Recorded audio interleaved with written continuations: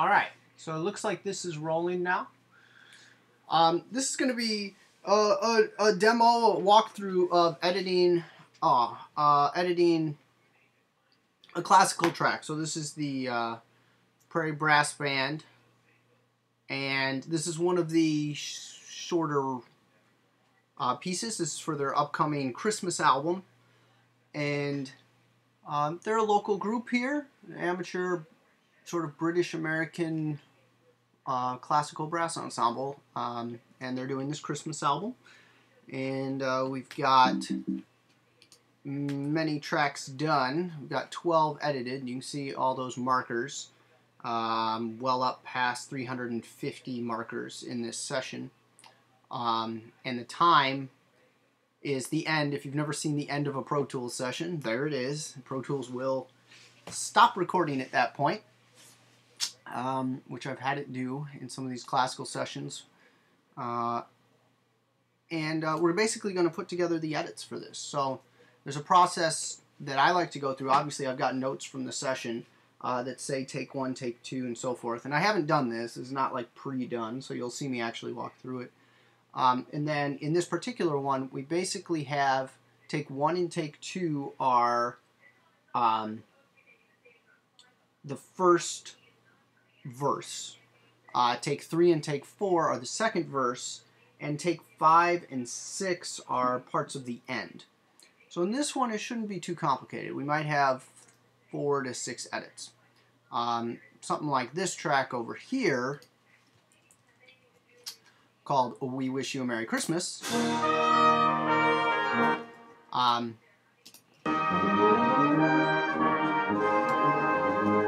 has a lot of edits. You can see those there. 6 or 8 edits, and every single one of those has to feel good. And in this particular case, they were all done in separate chunks with very little sort of segue between them. So my edits were restricted significantly in doing that, and then it's just about feel and figuring out how to make it work. So here we go on Silent Night. So first thing I did is the stuff, the rest of the tracks I need to do in organizing the session are down here.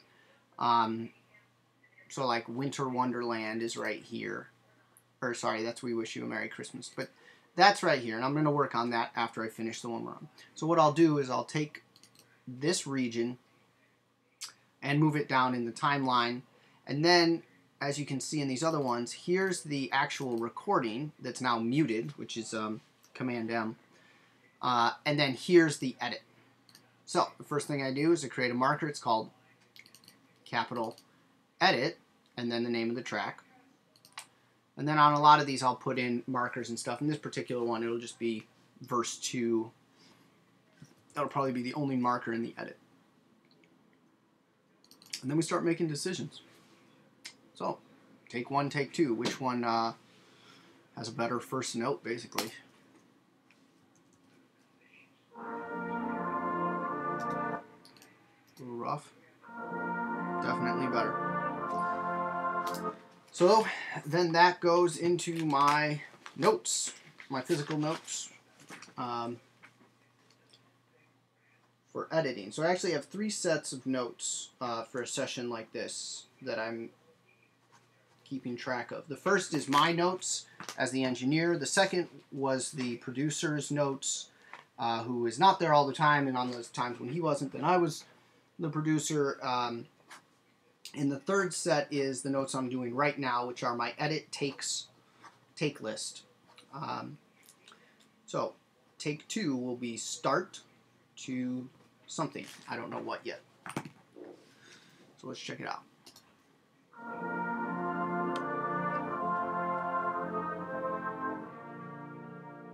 Love all of that. Sounds good.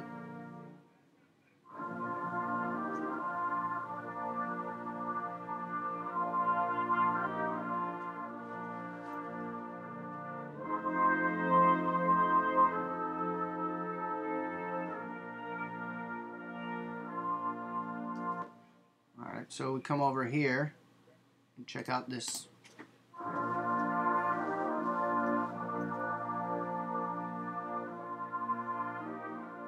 A little smoother.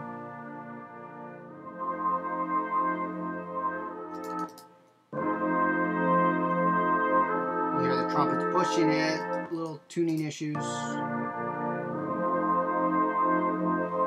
Alright, so I think I'll actually take that up to... That's actually bar 3. So, take 2 is going to be start to bar 3. And I'm also looking at the scores here. So there's actually an intro and then the verse to bar 3. So, grab that and bring it in here. Go like boom. Put in a marker right here that's verse 1. The marker at the very beginning is, and I'll move these later, it's just the intro though. Just so I know as I start to move things over what's what. And come back here.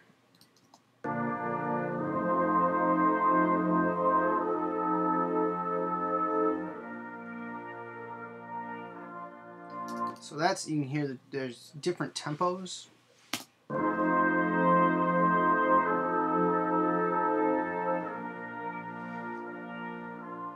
This is actually better together.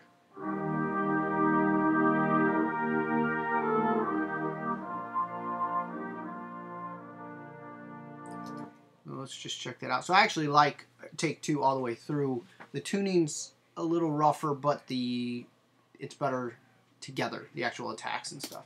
Yeah.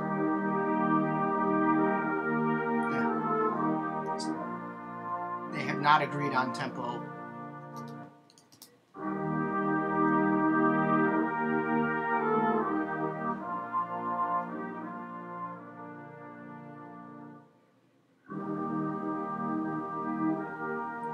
The echo.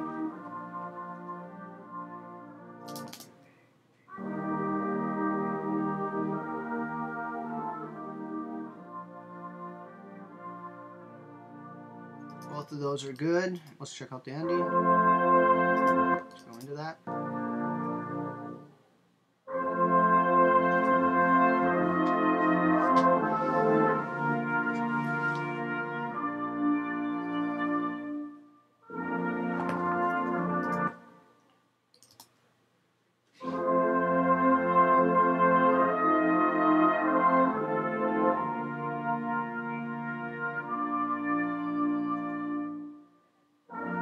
I actually like this one better.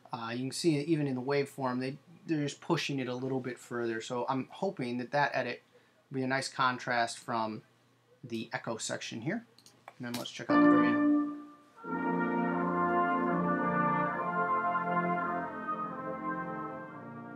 You hear the high trumpet in there is a little off.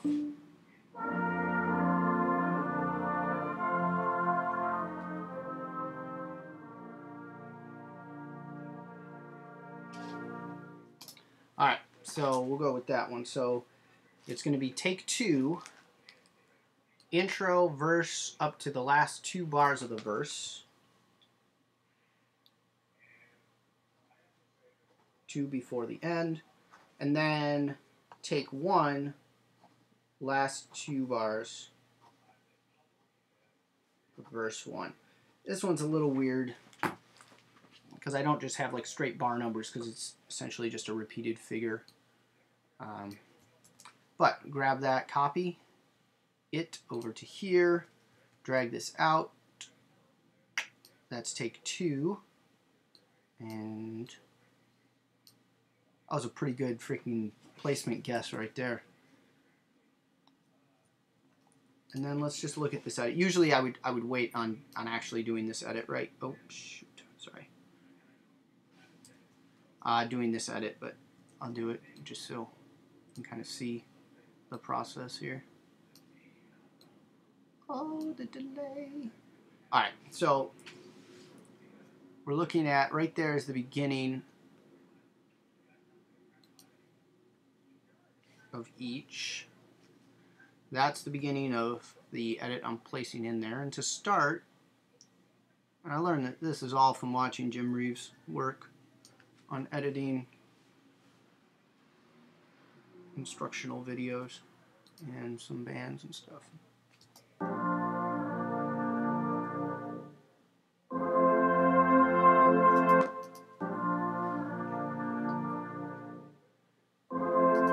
And there's a big breath in there, which I'm totally cool with having somewhat audible.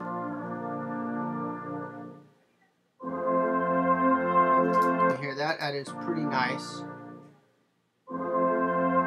If I wanted to give them an actual attack, like if I wanted to fake this attack and make it sound a little more aggressive, I could actually cut off the beginning here slightly.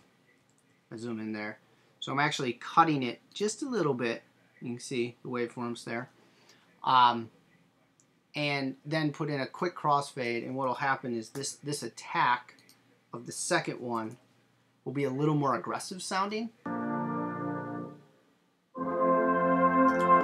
And sometimes I'll use that, for example, if this take here was more brash, the aggressive attack will make it fit better. In this case, it's not really needed, but just a little trick. How you use those crossfades is key to making these edits smooth.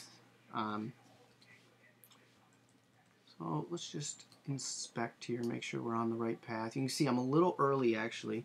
I've got my nudge settings here to 10 milliseconds.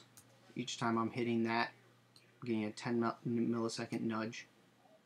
Alright, I think that's going to feel pretty good. And I like to edit up to the note, but not over it. So like, I would like to get this entire note. Sometimes, if breaths are weird, you kind of gotta, well, you just gotta futz with the edits. At crossfade, I'm doing straight, equal power.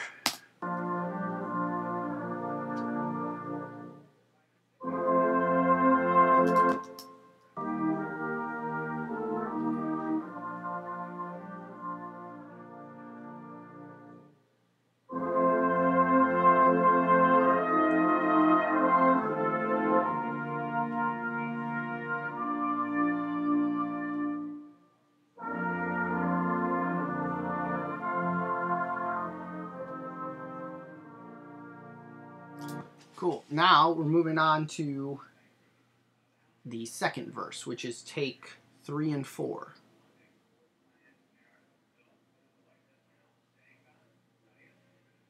Fuck. I don't know where the thing is. Take 3 and 4. There it is. Take 3. Silent night. Okay, here we go.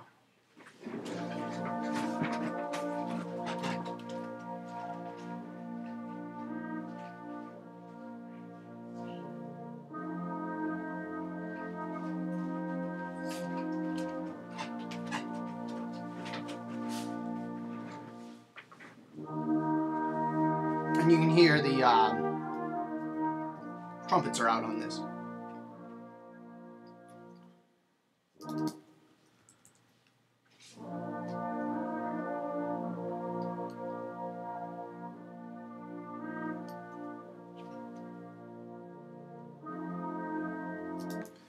Well, I think time-wise, so basically that's the whole process. Then at the end of that, I come back in and I set up my markers. These will eventually be the in and out points for the exports of the actual final wave files once I do mixing. Nothing here is remotely mixed. I've just kind of thrown a couple reverbs up and that's it. Obviously I'm using groups, so all of these tracks, of which there are like, 12 or 14 here, are grouped together. So when I do these edits, it edits all of them. And then I come back in and I put in these fades at the beginning and the end. And then just listen and listen and listen 100 times until I feel good about it. So if someone hits play on their CD or on their track, whatever, and once again I might go in and actually help that out a little bit. So basically, that's it. That's the process, and then you do that a couple 100 times and you have a record.